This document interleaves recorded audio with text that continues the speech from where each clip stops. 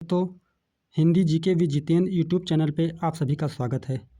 Railway group D में आई vacancy के बारे में हम आपको संपूर्ण जानकारी देंगे। जो ऑफिशियल नोटिफिकेशन है उसके तहत मैं आपको बताऊंगा कि कितनी वैकेंसीज आई हैं, क्या इसकी योग्यता है, क्या सिलेबस होगा इसके बारे में आपको सभी संपूर्ण जानकारी इस नोटिफिकेशन के माध्यम से दूंगा।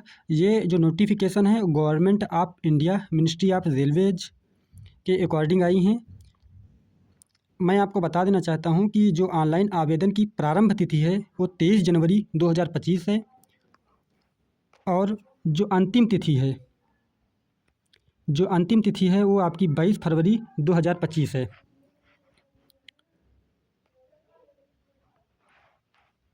आगे देखते हैं कि इस पोस्ट के बारे में कि आपकी टोटल वैकेंसी 32,438 हैं। 32,438 आपके पास पोस्ट हैं और जो एज लिमिट है आपकी 18 से 36 साल है और इसका जो ग्रेड पे होगा आपका वो 18,000 होगा जो है। आगे देखते हैं।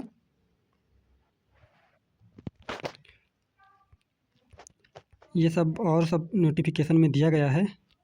ज़्यादा ये काम की चीज़ें हैं लेकिन फिर भी हम इम्पॉर्टेंट चीज़ों पर बात करते हैं। ये जनरल इंस्ट्रक्शन है आपका और ये आगे आपको ले चलते हैं हम। ये फिजिकल के बारे में है और मैं आपको ये बता देना चाहता हूँ कि ये एज लिमिट के बारे में है कि एज लिमिट आपको जो है किस में छूट मिलेगी उसके बारे में दिया गया है। इस पर भी हम ज़्यादा बात नहीं करेंगे, आगे चलते हैं। हम इस पर बात करते हैं। एजुकेशनल क्वालिफ़िकेशन पे बात करते हैं। जो आपका एजुकेशन क्वालिफ़िकेशन है इसमें कहा गया है कि आप अगर 10th पास हैं तो आप ऑनलाइन आवेदन कर सकते हैं और अगर आप टेक्निकल यानी ITI वगैरह का जो है कोई भी आपके पास ट्रेड है तब भी जो है आप फॉर्म भर सकते हैं। इसकी जो फीस है उस पर बात करते हैं। जो आपकी फ़ीस है वो आपकी 500 रुपये है। जनरल OBC EWS तीनों की फ़ीस आपकी जो है 500 रुपये पड़ेगी और SC एंड ST की 250 रुपये फ़ीस है। आपको एक बात यहाँ पे और मैं बता देना चाहता हूँ कि जो 500 रुपये फ़ीस आपकी पड़ेगी फिर आपका एग्ज़ाम होगा। एग्ज़ाम में अगर आप अपीयर होते हैं, एग्ज़ाम में आप बैठते हैं, एग्ज़ाम को देते हैं तो आपका जो 400 रुपया है वो वापस हो जाएगा। आपका सिर्फ 100 रुपया ही फ़ीस लगेगा, यानी कि 100 रुपया ही फ़ीस हमारा पड़ेगा। लेकिन अगर आप एग्ज़ाम में नहीं बैठते हैं यानी आप परीक्षा नहीं देते हैं तो आपकी फ़ीस 500 रुपया ही पूरी जाएगी। आप ऑनलाइन आवेदन जब करेंगे तो आपकी फ़ीस 500 रुपया ही कटेगी। आगे देखते हैं। ये आपका EWS सर्टिफिकेट के लिए कहा गया है कि आपके पास EWS सर्टिफिकेट होना चाहिए। उसकी क्या क्या जो है कंडीशंस हैं उसको फॉलो करना पड़ेगा जो है आपको, तभी आपके पास EWS बनेगा और उसको जो है सबमिट कर पाएंगे यहाँ पर। आगे देखते हैं। इसमें जो और वर्टिकल आरक्षण की बात की गई है और इस नोटिफिकेशन में मैं आपको ये सिलेबस के बारे में बताता हूँ कि इसका क्या सिलेबस रहने वाला है। ये ऑफिशियल नोटिफिकेशन है। ऑफिशियल नोटिफिकेशन के अकॉर्डिंग ही मैं आपको बता रहा हूँ, कुछ अपने पास से नहीं बता रहे हैं। इसका जो आपका पैटर्न होगा, पैटर्न में क्या होगा कि सिलेक्शन का जो प्रोसेस होगा उसमें आपको CBT कंप्यूटर बेस्ड आपको एग्ज़ाम देना पड़ेगा, फिर आपको फिजिकल देना पड़ेगा, फिर आपको DV देना पड़ेगा, फिर मेडिकल एग्जामिनेशन भी आपका होगा। सबसे पहले हम बात करते हैं कि जो कंप्यूटर बेस्ड CBT आपका एग्ज़ाम जो होगा उसमें क्या पैटर्न रहेगा, क्या क्या पूछा जाएगा।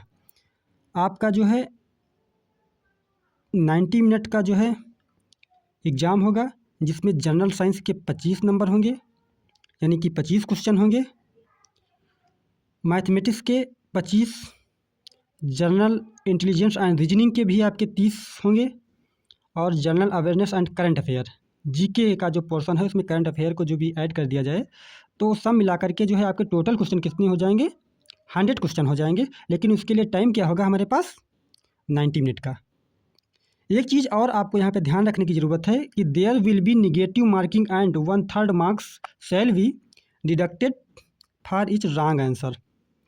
कहने का मतलब है कि अगर आपका एक क्वेश्चन गलत हो जाता है तो 1/3 मार्क्स आपके निगेटिव में, यानी आपके जो है नकारात्मक अंक प्रदान किए जाएंगे। शॉर्ट लिस्ट के लिए कहा गया है कि अनरिजर्व के लिए 40% होना चाहिए, ईडब्ल्यूएस के लिए 40% होना चाहिए, ओबीसी के लिए 30% होना चाहिए, एससी के लिए 30, एसटी के लिए 30। लेकिन इससे आपको कट ऑफ को आगे पार करना पड़ेगा। ये सिर्फ आपकी एलिजिबिलिटी है कि आप 40% से एबव नंबर लेकर के आएंगे, फिर जो कट ऑफ निर्धारित करेगा आयोग तो उसके अकॉर्डिंग आपको काम करना पड़ेगा। लेकिन 40% से अगर आप नीचे हैं तो पहले ही बाहर हो जाएंगे। ये आपका जो है सिलेक्शन प्रोसेस हुआ। इसके बाद जब आप यहाँ से शॉर्ट लिस्ट किए जाएंगे और ये एग्ज़ाम को आप पास कर लेंगे तब आपको फिजिकल के लिए बुलाया जाएगा। फिर आपका जो है डॉक्यूमेंट वेरिफिकेशन होगा, मेडिकल एग्जामिनेशन होगा, फिर आपको ज्वाइनिंग दे दी जाएगी।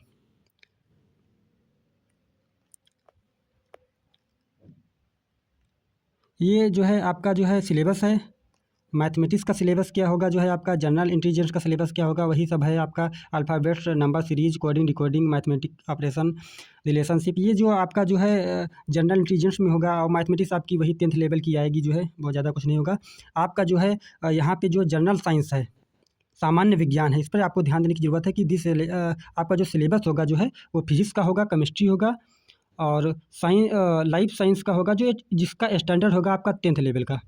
सीबीएसई का जो पाठ्यक्रम होता है उसके अकॉर्डिंग जो है आपको यहाँ पे क्वेश्चन पूछे जाएंगे। आपको जनरल अवेयरनेस और करंट अफेयर में जो है भी आपका जो है साइंस, टेक्नोलॉजी, स्पोर्ट्स का आपका खेल कूद से संबंधित रहेगा, कल्चर संस्कृति से संबंधित क्वेश्चन रहेंगे, पर्सोनैलिटीज़ के आपके क्वेश्चन रहेंगे, इकोनॉमिक्स के क्वेश्चन रहेंगे, पॉलिटिक्स के क्वेश्चन रहेंगे।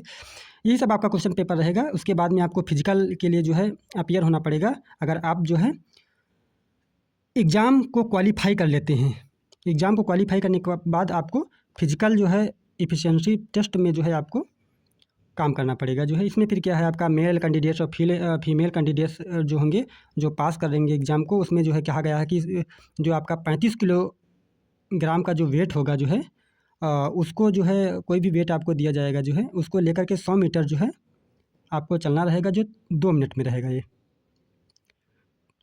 तो आपका पहले फोकस होना चाहिए कि हमें एग्ज़ाम निकालना है, उसके बाद में फिजिकल एफिशिएंसी के बारे में ध्यान देना है।